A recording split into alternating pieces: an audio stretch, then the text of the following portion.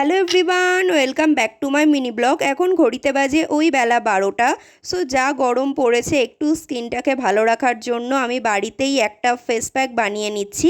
আর তাই ভাবলাম তোমাদের সাথেও শেয়ার করি, চলো। প্রথমে নিয়ে নিয়েছি কফি, আর তার সাথে অ্যাড করেছি বেসন আর মধু। আর আমি প্রায় দিনই এর সাথে অ্যাড করি টক দই। যেহেতু আজকে টক দই ছিল না, তাই জল দিয়ে আমাকে পুরোটা ব্লেন্ড করতে হয়েছে। তারপরে আর কি ফেসে দিয়ে নিলাম। তারপরে আমি চলে এসেছি জল ভরতে। টুকটাক টুকটাক বাড়িতে আমি কাজ করি, আর যেদিন করি না তো করিই না।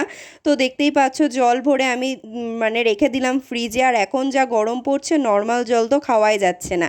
আর তারপরে মা বলল এখানে তড়কাটা জলে ভিজিয়ে রাখতে। আর তড়কা জলে ঢালতে গিয়ে তড়কার সাথে তড়কার মশলাটাও জলে ঢেলে দিয়েছি।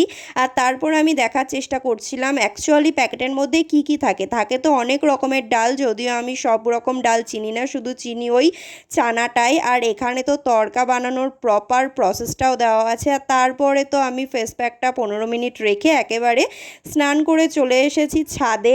এসেই তো আমি প্রথমে কয়েকটা শুকনো জামা কাপড় ছিল সেগুলো তুলে নিলাম। আর তারপরে আমি কয়েকটা জামা কাপড় ধুয়েছিলাম, তো সেগুলোই মেলে দিচ্ছিলাম। আর এই টাইমে আমার পা লিটারেলি এত পুড়ে যাচ্ছে, আমি শুধু ভাবছি কখন নিচে যাব ভাই, আমি আর পাচ্ছি না। সো তারপরে তো ঘরে আসলাম। আর এখানে দেখো আমার দুই ভাই খেতে বসেছে। এদিকে ছিল গুল্লু, আর তার জিজ্ঞেস করলাম খাবার কেমন লাগছে। আর আজকে আমাদের বাড়িতে হয়েছিল ডিমের ঝোল। সো খাওয়া দাওয়ার পরে আমি আর আমার ভাই মিলে কয়েকটা মেমোরি দেখছিলাম। আর এই ফটোগুলো অনেক দিন বাদে আমরা দেখলাম। সো তারপরে আর কি আমি পুরো ব্ল্যাক আউট হয়ে গেছিলাম।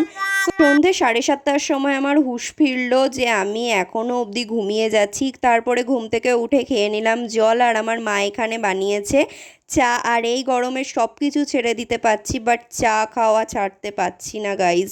সো চা খাওয়ার পরে আমি দেখে নিলাম একটা মুভি। আচ্ছা তোমরা কমেন্ট করে জানাও তো এই মুভিটার নাম কি, দেখি তোমরা কে কে জানো। তো তারপরে তো মুভিটা দেখে নিয়ে আমরা খেয়ে নিলাম রাত্রের ডিনার। আর ডিনারে তো আজকে ছিল মায়ের হাতের বানানো স্পেশাল তড়কা আর ঠাম্মার হাতের বানানো রুটি। সো হ্যাঁ, এটাই ছিল ভিডিও। সো কেমন লাগলো জানিও, ভালো লাগলে লাইক করে দিও।